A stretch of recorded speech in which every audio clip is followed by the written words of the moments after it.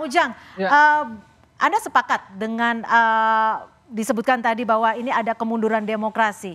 Amin tidak masalah siapapun yang menang asal prosesnya benar. Menurut Anda? Ya, kalau kita merujuk pada survei-survei yang dilakukan lembaga dunia, iya, indeksnya turun demokrasi itu. Tetapi kalau kita lihat, ya saya merasakan 7 tahun terakhir ya, saya orang yang mungkin ya sering mengkritisi Pak Jokowi, sering mengkritisi pemerintah. 7 tahun terakhir saya. Nah, dalam konteks itu ya apakah teman-teman bertanya tuh, Kang ada ancaman enggak gitu?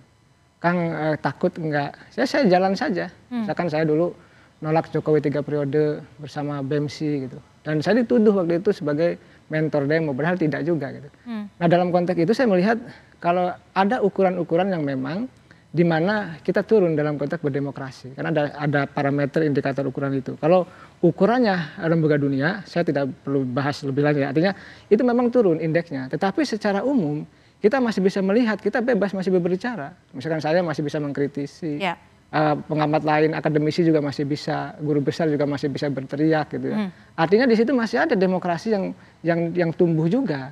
Jadi ruang demokrasi itu memang ya, dalam konteks indeks turun, tapi dalam skala yang lain juga masih ada, masih tumbuh. Ya? Nah, oleh karena itu saya melihat ini kan persoalan apa ya? Memang kita sepakat ya katakanlah pemerintahan ke depan ya menjaga demokrasi agar dapat tumbuh. Karena gini, tidak ada negara di dunia ini yang katakanlah bisa membangun ya kecuali dengan proses demokrasi yang baik. Nah, kita khawatir begini, kita sudah 5 kali berdemokrasi.